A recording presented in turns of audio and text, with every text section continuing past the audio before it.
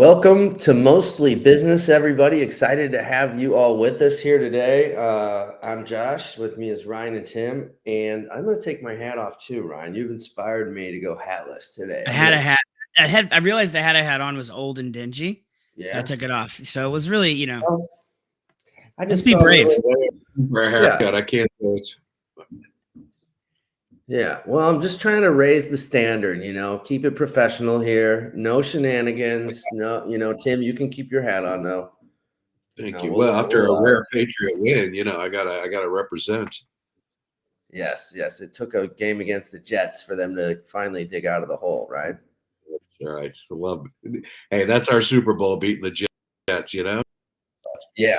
Well, especially this year with all the hype around the Jets, and then they're just falling on their face. It's kind of hilarious. It's perfect for the Jets. The last time they were in the Super Bowl, I was in diapers. Yeah. So just to put it in Wow. perspective. Yeah. Yeah. Oh my Well, gosh. yeah. Cool. Well, we got a lot to talk about today. But before we do, Ryan, how you doing? I'm doing good. I'm finally, I feel like starting to figure things out. Other than like the one issue that I'm dealing with at the moment is, we joke about how my kids get sick all the time. My kids got sick enough that I've missed multiple my own doctor's appointments in a row because I had to pick up kids. That they fired me as a patient, so I have to find a new doctor. Which is I've had that doctor since I was like 12, so this is an interesting time in my life. But other than that, everything's going pretty well. That's hilarious. Dude, I was like, I gotta they didn't even call me or tell me. They sent me a letter. Yeah, they're like, we're not interested in your excuses, sir. You're out. Yeah. It was like I had to reschedule one thing. Yeah. And then the next two appointments that I had a kid come home sick, and I had to watch them. Like, you want me to bring this kid throwing up into your doctor's office? So, and it's not even like I was going there because I was sick. It's like I have to go there to get checkups for my medicine. Mm-hmm. Yeah. Well, you'll find a new one. I believe in you. Thanks, man. Yeah, I need to Google it. I actually need to get on it because it's like we need you to stay healthy because you got a lot of stuff going on. A lot of client work going on. A lot of influence engine stuff. Things are really picking up with that. I mean, I got a lot of client stuff happening. Working on that course. I'm building my own website for something that I'm doing. I'm hoping to be done on Friday. I don't know. So I have a lot going on. Yeah, no doubt. Tell us what's up with the Influence Engine this week. And, I know we're about to wrap up that program. Yeah. So like there's 5 weeks in the program for anyone that's not in it. They're week number, last week we talked about using the whole program's about creating like a flag piece of content or thought leadership content to help generate leads, and you do it every single quarter, and how you do that. Last week we was talking about how to use it. Weeks 1 through 3 we're figuring out what you're going to have, who you're going to send it, who it's targeting, and how to create it using some AI tools and some cheap or free design tools, so you don't need a whole team. Then last week we talked about how to use it to generate leads and start sales conversations. And it was like, it's crazy. Like, I mean, I had to go through so much stuff in one lesson. It was probably more material I've ever put in something like that. So we did that last week. So far, based on what Tim, because he meets one-on-one with a lot of the members in the program, they loved it, which is great. And then that's we talked about how to use it and how to like create a core campaign that costs no money to use this one big piece of content that you put together. Think of like a guide or a white paper or whatever. Then this week, tomorrow, we're going to be talking about how to repurpose it. So you don't want to put all this effort into creating, let's just say, like a 15-page and 60-page document according to one person that was in the program. You don't want to put all this effort into it just to use one time. That seems like a waste. So what we're going to be talking about tomorrow is how to use that to scale. And so how to take that content, repurpose it into dozens of other pieces of content, how you use that over the course of a quarter. And then when you do that for 4 quarters, how many touch points that ends up looking like. And that's what we're going to be talking about, taking this large piece of content, turning it into blog posts, newsletter content, email marketing content, right? Social media posts, really anything that you could use it for. And for the next quarter. And so your content marketing will be done for pretty much an entire quarter pretty quickly. I mean, there's a little bit of work involved in organizing it and stuff, but it's a cool process. So that's where we're at in the program. Yep. And then we'll do like a wrap up next week. Yeah, and if you're Yeah. hearing this and you're like, oh, I didn't know about that. Well, that program's almost over, but we do a very small amount of client work where we work one-on-one with people to implement the methodology. So if you're interested in that, feel free to reach out to us anytime. Tim does a lot of one-on-one coaching with clients in the program. How's that going, buddy? Yeah, I can tell you, Josh, we've done this a couple of times now, and I say this very sincerely. The enthusiasm, the enthusiasm, people not realizing, how easy it is after you do a little bit of legwork in the beginning. A lot of times, like a lot of our customers were just kind of, oh, every week I got to create some content. What can I come up with? They were spending so much time. Bottom line, it's going to save them so much more time and have more impressions to the LinkedIn world. It's just it's great to hear people that are just like, feel they got so much value from us, and I really, just appreciate it as working with you. That For sure.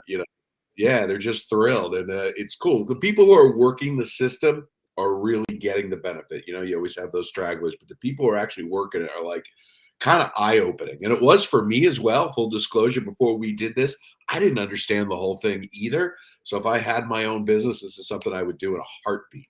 Just to have that For part sure. of my business Well, one thing done. that it's been a little What's that? eye-opening for even me. It's been a little eye-opening for even me. Like, this is the first time I've taught this system, right? So like having to break it down in a way that I feel like is interesting, like interesting and easy to comprehend, and something that everyone, no matter what your skill level can do, can achieve. Has like breaking it down like that has actually, like, I feel like greatly improved the system because it's gotten a lot more detailed, and the speed in which things are going to be done, like, as I tried to make it as easy as possible for the people in the group, I bet you it's gotten 30%. I mean, I don't have X numbers, but like 30% faster, and a much better system just from me putting together the training materials on it. So Yeah. I'm really Yeah. happy with how Another things are going. sign too, even in our fourth class, we still had about 50 people live on the class, and that includes people from Europe and whatnot, where it's a weird time for them. So just from For sure. teaching classes over the years to see, a month into a program, to see a 50% show up rate for anybody who's done courses, that's unusually high. It really Hell is. yeah, man. That's great.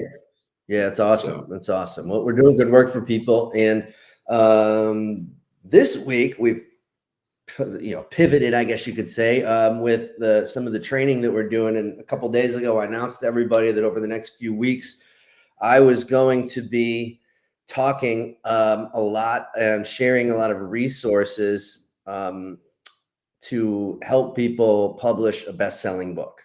And this really comes from a few months ago. We did a big survey to our community, which is a lot of people. We have over 2.5 million members of the LinkedIn group, social media marketing group on LinkedIn, over 200,000 on my LinkedIn newsletter, like 88,000 subscribers and followers on Substack. And so anyways, a lot of people took the survey, and one of the big things that we heard was people who want to learn about how I have been so successful publishing books. There's some people out there that are like, more notable authors than I am and such. You can find like, Simon Sinek or Malcolm Gladwell, et cetera. So, I'm not trying to say I've got it all figured out, but we did some pretty cool things that a lot of people really don't understand, like the secret to selling thousands of books. Years later, since I published my first book, I'm still getting checks from Amazon on a regular basis from it. We were on the Wall Street Journal bestseller list, and there's a specific process for achieving that I'm going to be talking about over the next couple of weeks as well. We're going to really just be kind of, helping everybody that is interested with some trainings and resources that are going to kind of walk you through the process of really quickly getting your book up and running. And it's really important because it's not just about book sales and checks from Amazon. I've mentioned this in some of the messages over the last couple of days, that really most of our clients are really interested in getting their book out because they want to use it as a marketing and selling tool, which a book, it really is like the ultimate selling tool. Because when you're talking with prospects and you're sending them a copy of your book as part of the sales process. It elevates you far above and beyond your competitors and any other people that they're speaking with. A lot of times when you have a book and you people see you as the expert because you have that book, and they won't even talk to anybody else, right? I've had countless numbers of people approach me wanting to talk about our services, hire us, just because the books are out there. And a lot of people, as you know, don't even read the books, right? So it's just such a powerful marketing tool. I have never taught these strategies before. And so over the last couple of weeks, what we've been doing to really just try and, kind of fulfill this need that a lot of people seem to have, is to really put together some great stuff that we're going to be sharing with everyone over the next couple of weeks. And the first one we're going to share today live on Mostly Business Show, which by the way, probably the greatest business show that exists. There might be some authors. There might be some authors who have sold more books than me. And there are, we know that, but there are no business shows greater than the Mostly Business Show. Facts. That we can say definitively. Yeah. Mhm. Yeah. That is a fact. It's now been confirmed by all three of us. And so we actually keep our numbers private just so people don't, yeah, people don't get embarrassed. So over the next couple of weeks, I'm going to be doing a few things. The first thing we're going to be sharing is a brand new guide that I've put together with some ideas on how to come up with a title for your book. The next thing is I'm going to be sharing some of my thoughts on how to create an outline and the chapters for your book. And these are kind of some of the first steps that can kind of really get the ideas moving, get the ball rolling, and get the starting point in place. And then from there, we're going to be talking about some ways to then go about actually creating your book.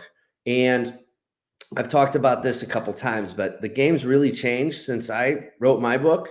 Now there are some ways, if you have the right resources, and I'm not talking about money, but if you kind of know the right strategies, there are ways now to get your book created very quickly and without a lot of money.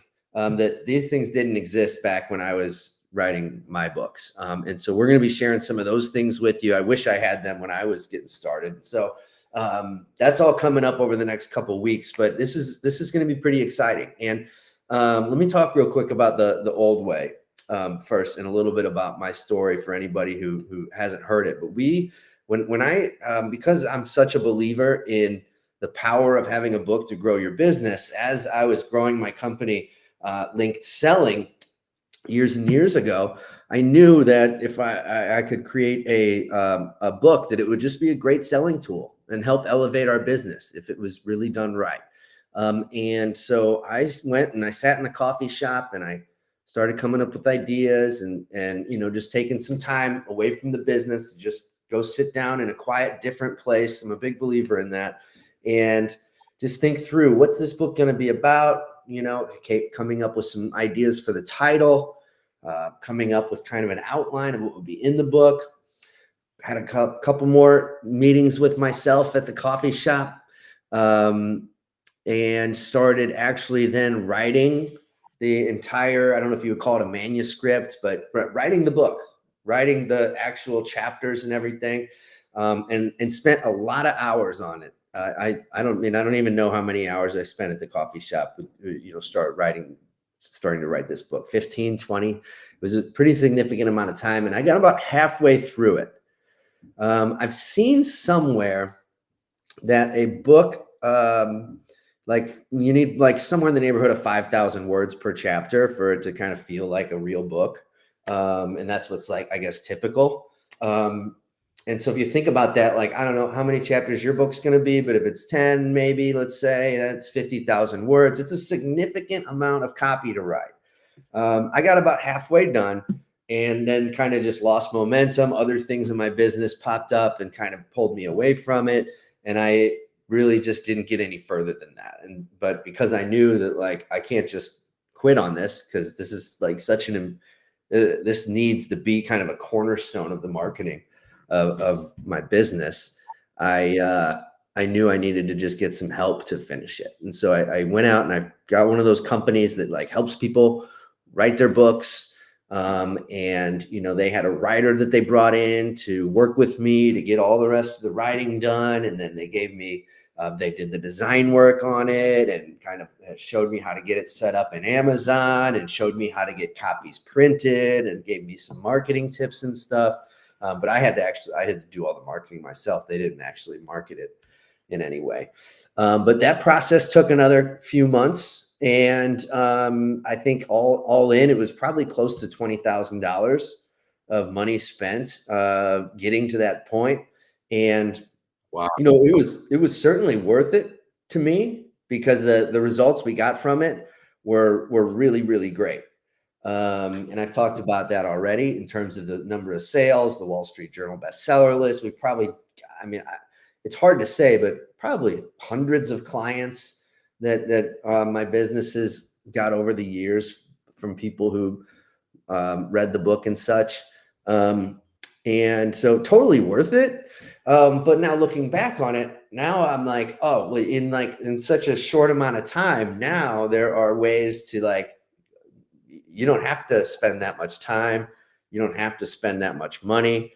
There's a lot better ways to do it. And it's kind of one of those things, like sometimes you have to go through it to figure it out. But I've already done it. And so I'm going to share with you better ways to do it moving forward so that you can, get really, really great results from it, but not have to go through so much of the struggle like I did to get the book out there into the world. And there's so many ways that you can use a book to grow and market your business. And I think everybody pretty much understands that having a book is a critical component of growing your business. And so we all get that. And so we're going to be talking a lot about this stuff over the next couple of weeks. Keep an eye out for that. I had somebody message me on LinkedIn who probably heard about what we're doing in our LinkedIn group. And they're like, what's the best way to stay up to date on this? And I said, sign up for my Substack and sent her a link. So Ryan, if you could throw that link up on the screen for everybody, it's jtblueprint.substack.com. And just as a free subscriber, you can certainly welcome to pay if you'd like to get access to some of our private trainings that we do as well. But as a free subscriber to that newsletter, you'll get all the messages to stay up to date on everything we're doing. The first thing we're doing, and I want to give everyone a sneak peek today. Ryan, if you could get ready the PDF that you helped me design. For everyone who's here on the show today, I haven't released this to anybody at all, but I want to just share with you a little bit about our brand new guide that is going to be sent to everybody tomorrow. So you won't have a link to this yet unless Ryan wants to drop one in the chat or it's up on the. I don't know if there's a way to do it, or just wait till tomorrow and we'll send it to you. But this is the next thing coming from us on how to create a powerful title for your next book, which I think is a logical first step. And so this is not a book in and of itself. I would call this a guide. It's 7 or 8 pages.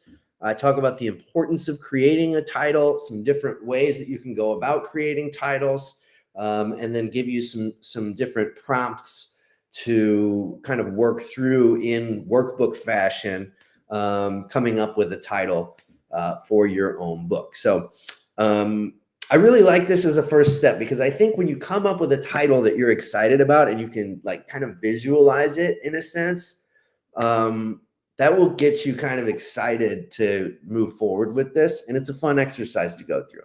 Sure. I think it's a fun thing to work on. And so we're excited to share this with everybody tomorrow. And let's skip to, I don't know, Ryan, find something in there that you think would be valuable to show people for today.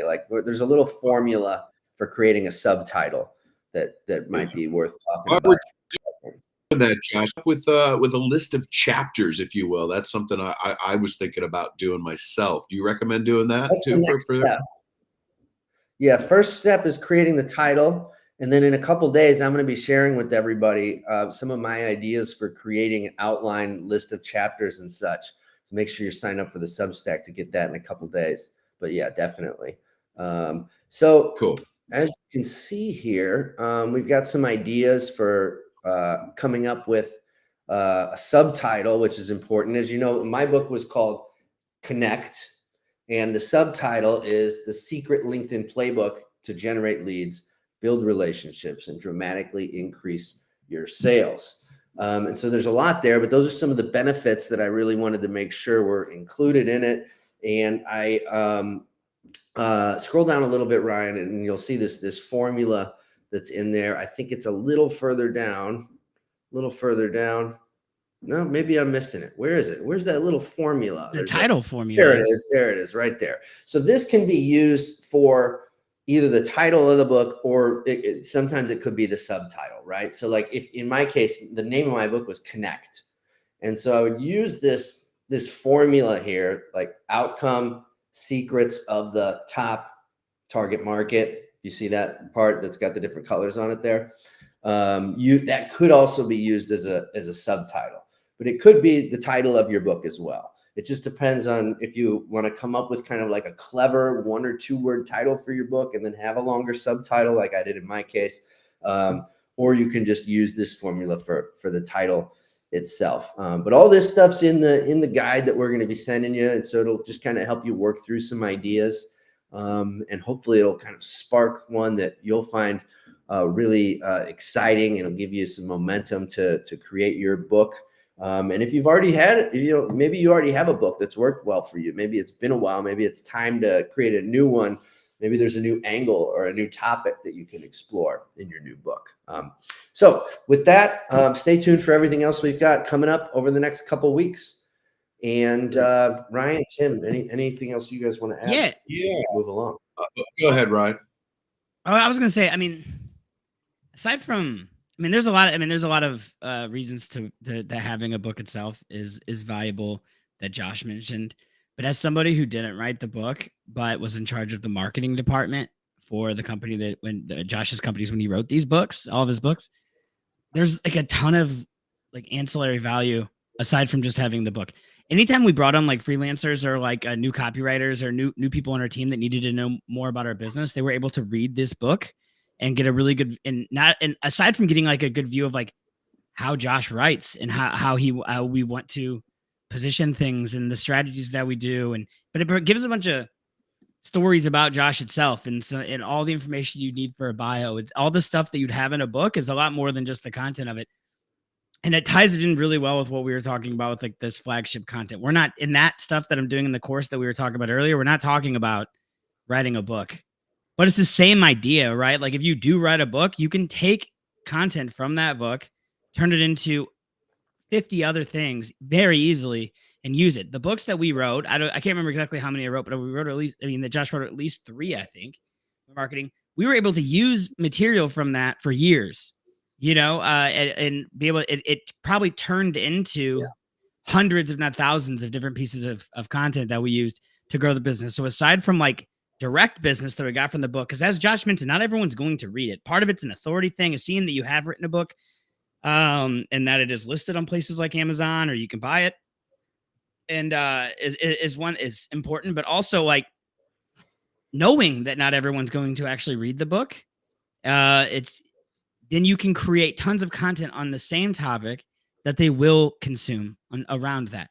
So like if somebody gets the book and it's like they don't actually read it all, or they don't start reading it, because that book readers are notorious for just collecting books.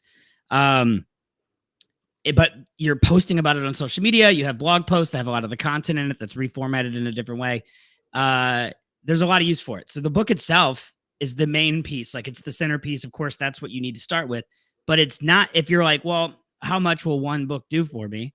Well, aside from the authority and the leads and the sales and everything that can come from just owning a book, from writing a book that people enjoy and gives out great value, gives out good insights and has good tips in it, whatever the book is going to be about, you're going to be able to use that for a long time. Like getting, like on the low end, like 100, 150 pages or like high end, like a couple hundred pages of content out of your head onto paper or digital paper, like is a huge win. And it takes a big burden off of, anybody who's a subject matter expert in the company, because if you have a team, your team can then use that in other ways. There's a lot of value there. So that's addition to what Josh is talking about. But that's what I was thinking the whole time. I was like, I remember being really happy to have these assets. Yeah, there's so many benefits to doing it for sure. Tell you, being involved a little bit with the marketing, just a little bit in your last company, Josh, the number of people that asked me for the link to your book, I mean, it's high double digits, or if you will. People were always asking for the book after the coaching calls that I had, so that was kind of cool. And then a question for you, buddy, is the benefits. Is that actually in the book, or is that just in? Make sure you're describing the benefits in your book. Just out of curiosity, where do you put the benefits, or do you? Well, it depends. I mean, how you want to do it. If you think about the title of my book, Connect, in the subtitle, I tell people what they're going to get out of this LinkedIn playbook. It's going to get them leads, relationships, more sales. So there's the benefit. Those are the key benefits that I wanted to work into the title, so that it's not just, because if it was just Connect, the secret LinkedIn playbook, it's like, well, okay, do people want a secret LinkedIn playbook? I mean, maybe if they happen to be in the market for figuring out how to use LinkedIn better, but most of the time, no. What they want is the results that it's going to help them achieve. So it's important to highlight that. And then also in this case, it's like, this isn't about getting a new job, right? It's like, this is a LinkedIn playbook for business leads and relationships and sales, as opposed to kind of the other side of LinkedIn, which is more about like recruiting, getting a new job, all that kind of stuff, which we don't do, right? But yeah, and there's so many more benefits that you'll have in your book, of like the benefits that people get from working with you. You can't work them all into your title or subtitle, of course. Sure. You might decide not to put any in there, but I think for most people, you will work something of that nature into your title or subtitle. Cool. And for anybody that's on with us today, join the Substack. But also, I just created a really short, pretty link to get the book. Get this if you want. Yeah. And for the Blueprint members, and for the Blueprint members, I'll be covering a lot of this on Friday. Just some good bullet points, outline things I've learned from Josh and Rob over the years as well for our members. So feel free to join us for that too. Yep, that'll be on Friday. We haven't even announced that call yet. So another exciting thing happening this week. We have so much going on that it's hard to even keep track of it all. But helping a lot of people with their businesses, kicking ass and taking names. So keep an eye out for everything we're doing with helping you publish a new book over the next couple of weeks. And other than that, next topic. Speaking of the next couple of weeks, I want to talk about this too. This is something that I've been touching on in the emails as well. I don't know if you guys heard, there's an election next week. It's probably not on your radars, but there is I don't know. I think it's a local St. Louis. There's, I don't know, some election next week. But my point is obviously everybody knows what the election is next week. And I hear a lot of talk when I'm, in the periphery around how like this is a time when like businesses aren't making any decisions right now because they're waiting to see what's going to happen with the election.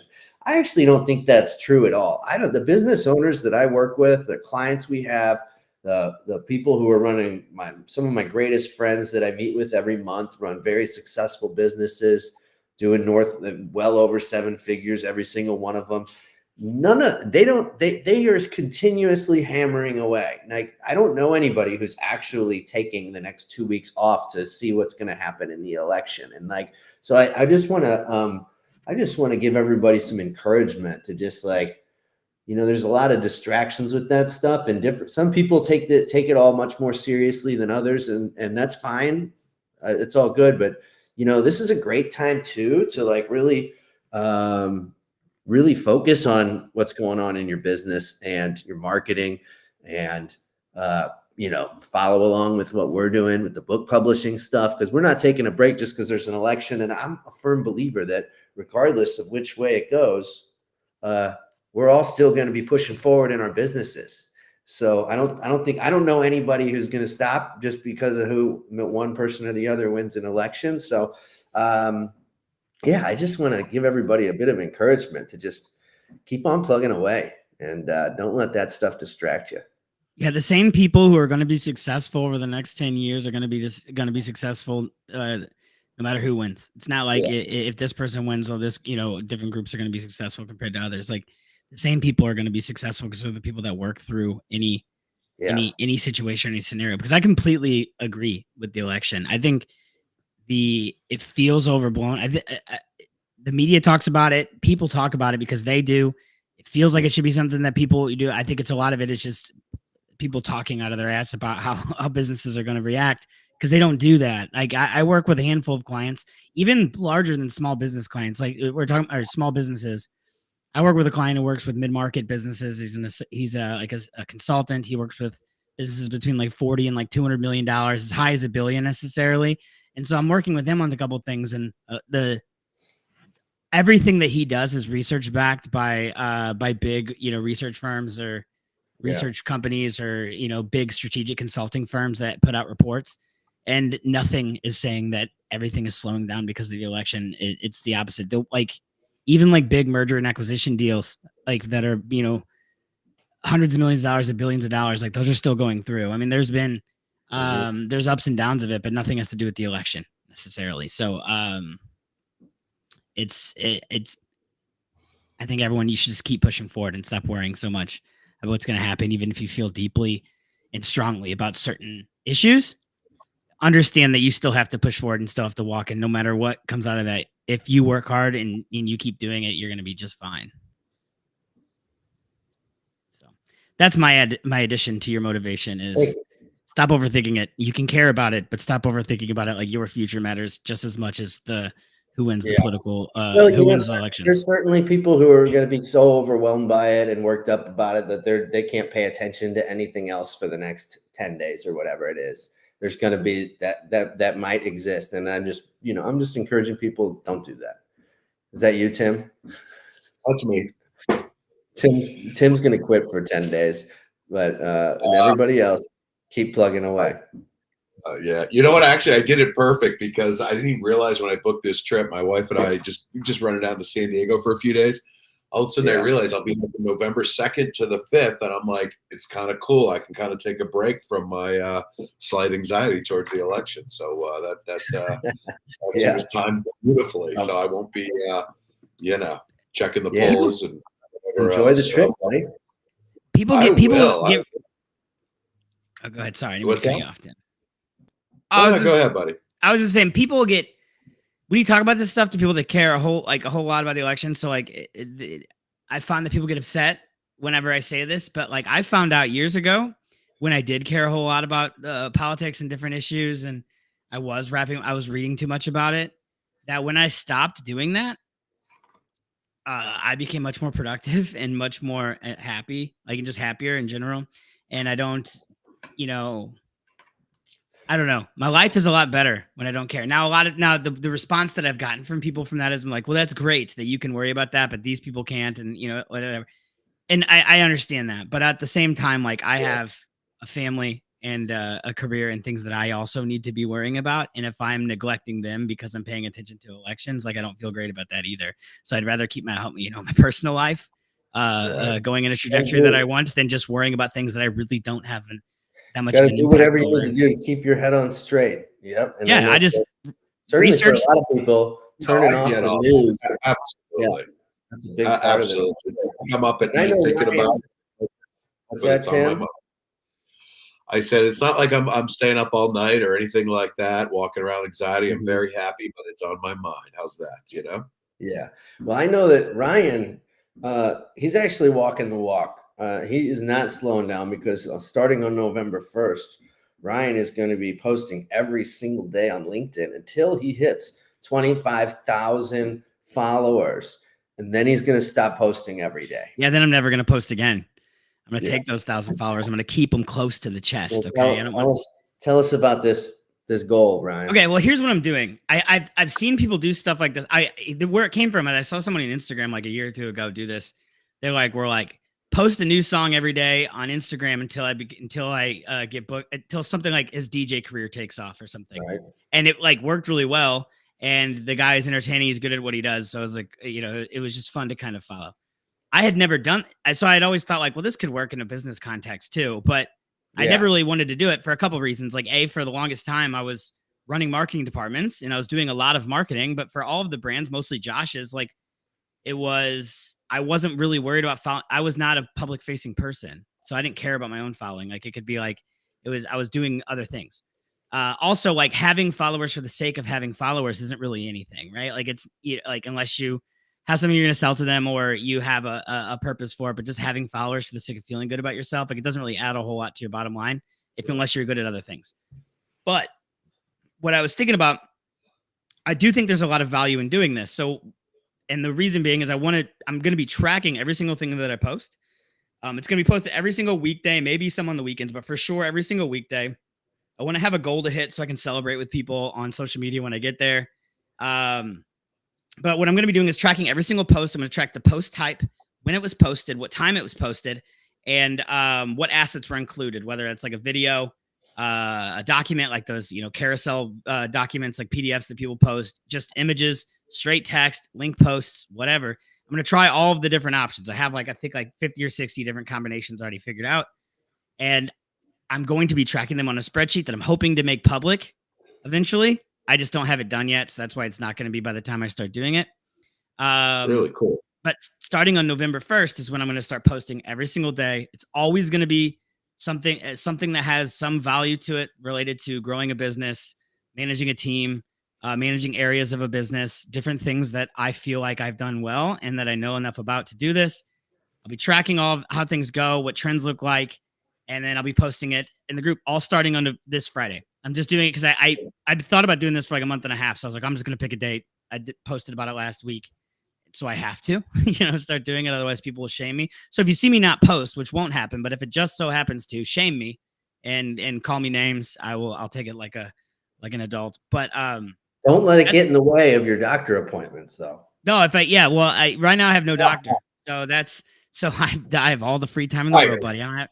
We're fired. That's the good thing about getting fired from your doctor is that now it's going to take like 4 months to get in to see a new one. So you just freed up all this time. I'm just going to find it in the short term until I find the right person in town. I'm just going to find an online one just so I can, keep getting my medicine. But Dr. Nick, chiropractor. Yeah. I have a cousin that's a chiropractor, so he should be able to figure it out. But that's why I wanted to do it. It's like, okay, well, now I'm kind of doing my own thing. So like there is value in having followers, but also figured it could be fun ways to gain some insights and put some content together. I'm hoping to do either like a report. I'll put something together with like anything that I found interesting, whether that's like a video or a call or a report, maybe all three. I don't know. Yeah. How long do you think it'll take you to go from where you're at now, 5,000 followers, to the stratosphere, 25,000? How many days? I'm thinking, well, okay, I have a built-in advantage that we have the social media marketing group. So mine will be like a results not expected for everyone, but still like I think the insights will work. I think I can do it by the end of the year. Yeah. Okay.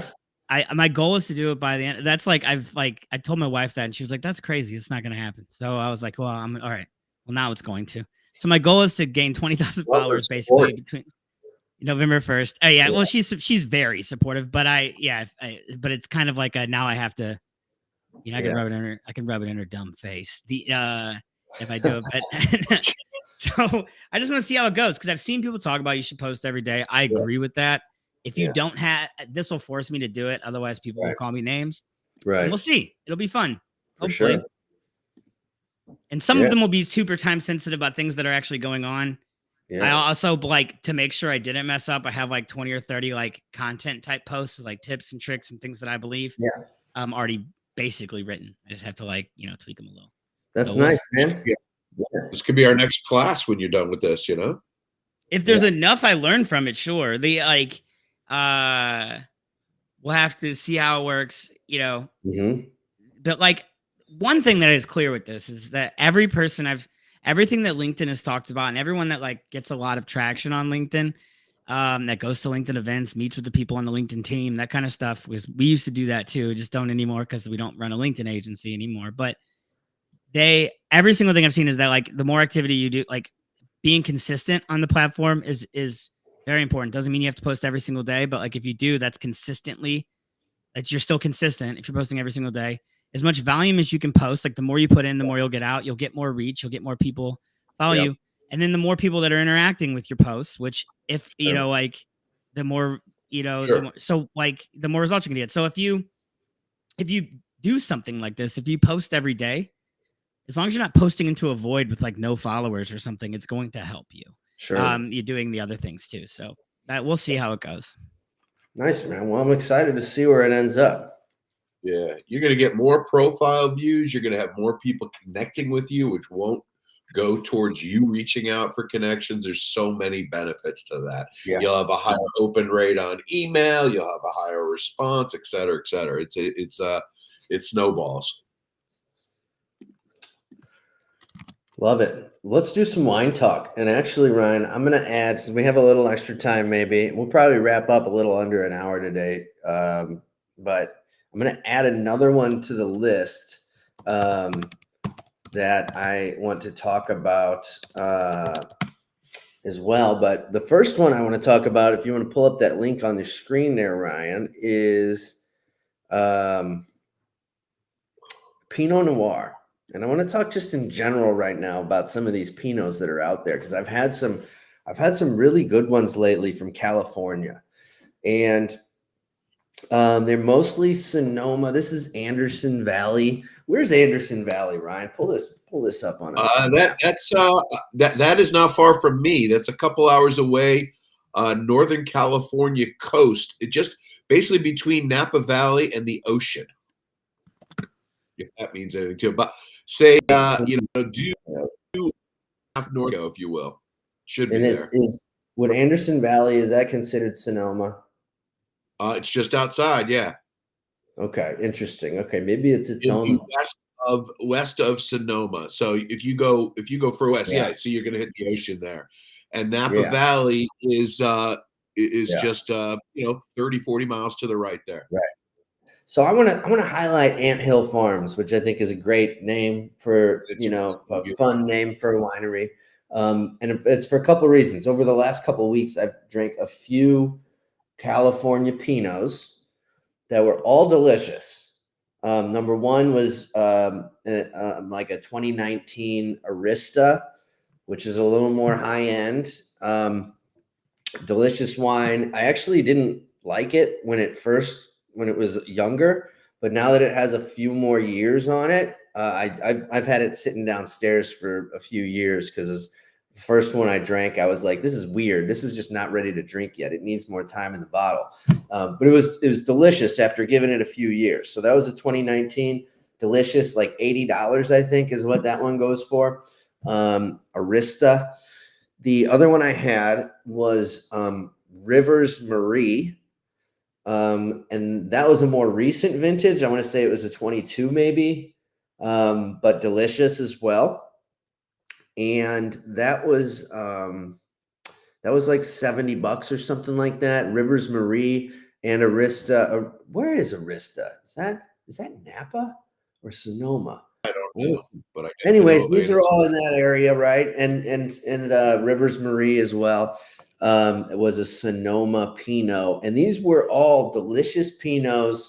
Kind of had that energy to them, not like a Pinot that's like more flat and like heavy, but like really, a lot richer style. These are have a little bit more acidity, so they have this vibrant energy to them, and all three of them. And then most recently, Ant Hill Farms, which the one I had was actually the 2019. It had also been sitting downstairs for 3 years, which was kind of fun to open it. I was like, I've had this for a long time. There's some breaking news. Arista is in Sonoma. This is one of the fun things about collecting wine, is that I was sitting at the dinner table last night with my family having a glass of this Ant Hill Farms, and I was like, wow, when did I get this? So I looked up in Cellar Tracker, and where I keep track of everything I have and check in on what tasting notes are out there and what people are saying about them and stuff. Yeah, you. And I've had it. My son was 4 years old when I bought that bottle, and he's 7 now, so I'm holding it a few years downstairs. And so it was just kind of interesting, to be like, oh, buddy, I got this when you were 4, and he's like, oh, cool, wow, great, just whatever, just fun for the whole family with wine. But the cool thing about this one is that it was the 2019. What I'm showing you is a 2021, because the 2019 you could probably find it some places, but it's back vintage, so it's going to probably be more expensive now if you can find it. But the more recent vintages of this, I would buy them as well, and people are saying great things about them. And the reason why I'm hyping this one in particular right now is because it's like less than half the price of the other two, and I felt like was on par in terms of the quality of the wine and the, how exciting it was. And so for $32, and you can get this Anthill Farms, Anderson Valley Pinot, a lot of places online, $32, $35, et cetera, all day long. I think it's a great wine, and I highly recommend it. Tim, you had any of these?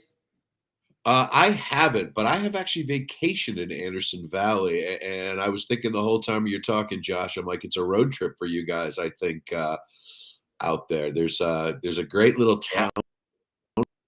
My wife and I have vacationed called Guerneville, right in Anderson Valley, Yeah. and it's a hippie gay town, and it's just the coolest little place. So Guerneville it's a rules. I've been to Guerneville, and it's awesome. You have, that's right. That's right. We talked Yeah. about that. So, but Anderson Valley is great. There are a ton of wineries, not as many as Napa and Sonoma, but every couple of miles you're hitting a new place. I have not even heard of this one, to be honest, Josh.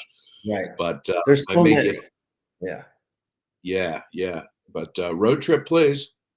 Check it out. The price is right. I mean, I think it is, at least. Like, if you get much lower than this, it's hard to find good Pinot, in my opinion.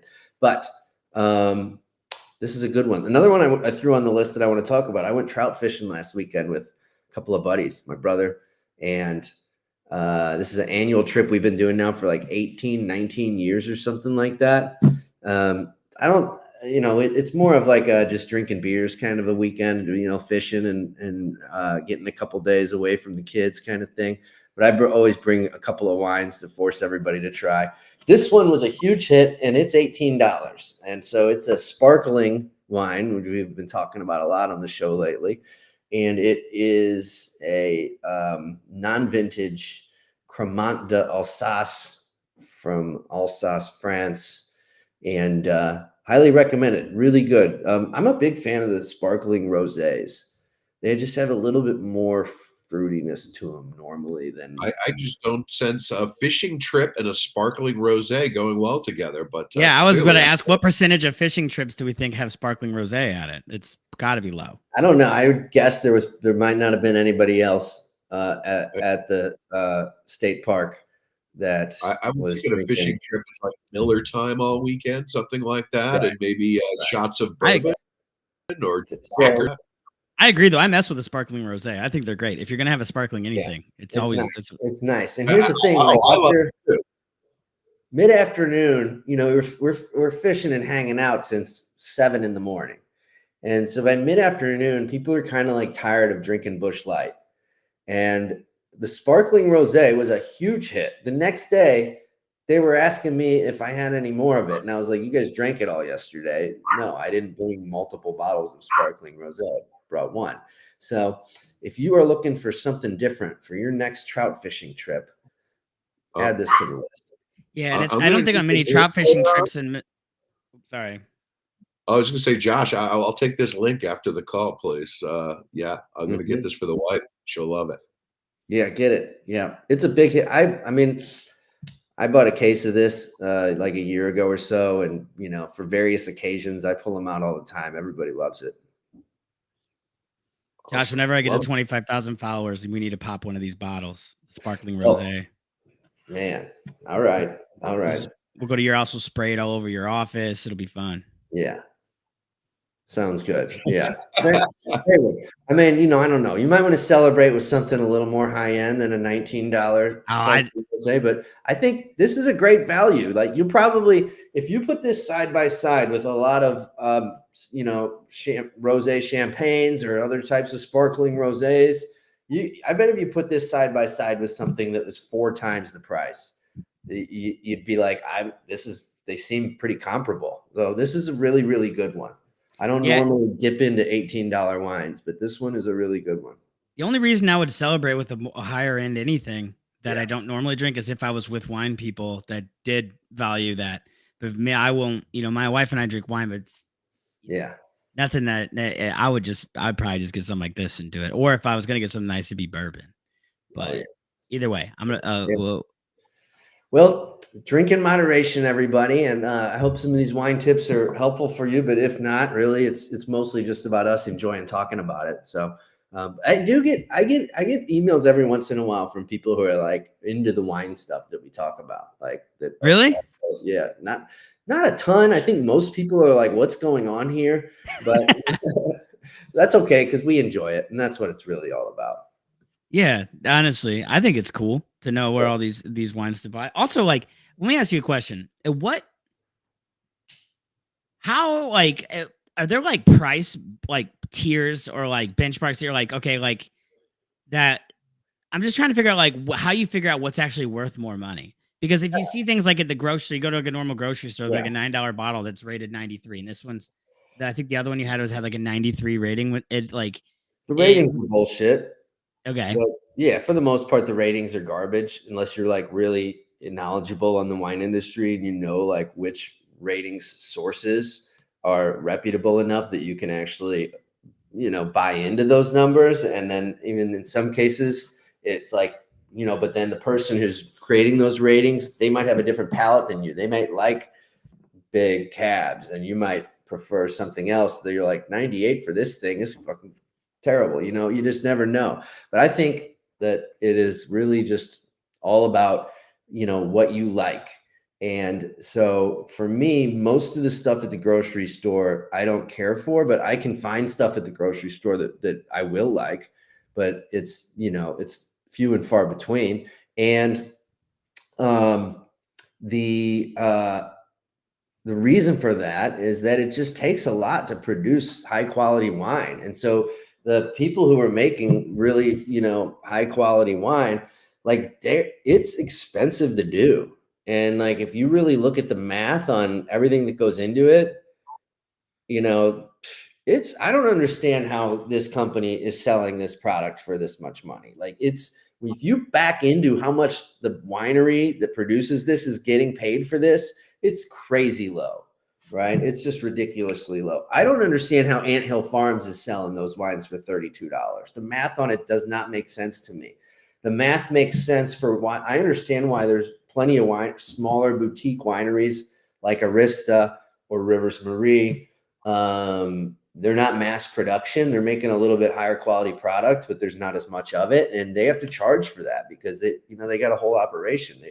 They can't make money at $20 a bottle, And so some of it though is like, what's the difference between a $50 bottle and a $200 bottle is like oftentimes nothing. You might prefer the $50 bottle one over the other one. A lot of it has to do with just, is it rare? Like maybe not many of them exist, or just like somehow the producer has created a market for it that, it's got this cachet around it. Right. And so it doesn't always mean it's better just because it's more expensive. Sometimes it does, but I think there's a point of diminishing returns, like if you buy a $50 Bordeaux and compare it to a $500 Bordeaux, you're probably not going to think the other one's 10 times better. No, I'd that's how rather I have feel about 10 of the bourbon. 50. Yeah. That's how I feel about bourbon too. I've Yeah. had like glasses out of like $800,000, $800 or $1,000 bottles of bourbon, and I'm like, okay, this is great. Like I get why people like it, but you give me an $80 bottle, I'm gonna probably still just be fine. You know what I mean? Bourbon market is a great example of that because most of the time the reason a bottle of bourbon's super expensive is because it's allocated. They don't make many of them. The stores are allowed to, they'll give like 2 to each liquor store, right? And so they're just hard to get. And so the prices go through the roof, just supply and demand more than the actual product itself. And that's okay because people like collecting that stuff and, want to have the rare stuff. And it works that way with wine too. Yeah, that's exactly how it is with bourbon. I have friends with like probably $10,000 worth of bourbon in their bars in their basement. And their whole thing is, I asked somebody about it, and they're like, they go to all those like allocation events where you like lottery events, and you'll get something cool. But they trade. They're in like trading groups where you can trade with people, and their biggest benefit of doing it is like they think it's fun to talk about and hang out with people, which is great. Like honestly, I that's like a really good self-aware thing, and it is fun to go to their house because they're always like, okay, here's the whole like background of this, bourbon here and why it's cool, and then everyone drinks it, and some people love it, and non-bourbon drinkers hate it, but it's always a good time. Well, awesome. He's learning something on the wine. Always learning something. There's always something new to learn with wine. I'm telling you, and that's why it's kind of an exciting thing to be into. You're never gonna get it all figured out. And I'll tell you, like I have friends who think like, "Oh, John, why don't you do something in the wine business? You're so into wine, you know so much about it, and this and that." And I'm like, bro, I know like this much compared to so many people out there that have been in the wine business for a long time. Like I read a lot of stuff on like wine forums and stuff. I'm like a little peon of my knowledge base. So there's just a lifetime of learning with it. That's for sure. There's so many out there. Have you ever just drank a bunch of wine and been like, when you're just hanging out at home, maybe your wife goes to sleep a little early and then you just like impulse buy a bunch of shit because you're going forums drunk on wine, having a good time? No. It's got to be okay. I just could see that happening. No. Like I've had 3.5 glasses. I'm on the forum. Someone's like, there's a deal. I can't even think of the last time I was drinking when she was asleep. I'll have a glass like with dinner and that's it, That's fair. Yeah. That's probably the best way of doing it. I'm trying to live right over here, Ryan. Maybe I'll create a course for you. Yeah, do it. Yeah, do that. Give you a course of how to handle your evenings. I had a weird phase last year where I would have like a couple glasses of bourbon when my wife was pregnant. A couple glasses, like I'd have like a glass of bourbon. I don't drink that much either, or 2. And then she would like get tired and go to bed. So I'd maybe have one more because I've already had 2. And then I would just buy dumb shit on eBay, like tons. Like it was like I'd be like 10 p.m. on eBay, just like bidding on auctions. And a week later, this shit would show up, and I'd be like, "Oh no!" Right? But it'd be fun. It'd be like all of a sudden, a stupid like, I don't know, like a toy. I don't collect toys, but a toy would show up, like an old one. Like, oh, cool! I have this like old toy from the 70s now. I don't know why I did that. Now it's back on eBay for sale, right? Yeah, probably. Or like my kids have just destroyed it. Right. But at the I'm not buying like $5,000 things or anything. But I had a weird phase for like 2 months where I was buying stuff at like 10:30 at night on eBay that I didn't need or really want. I'm going to send you my listings. Well, maybe you do need a course on how to conduct yourself in the evenings. I've worked through it. Yeah. Oh, okay, good. Well, guys, we did it again. Another show in the books. I appreciate you guys.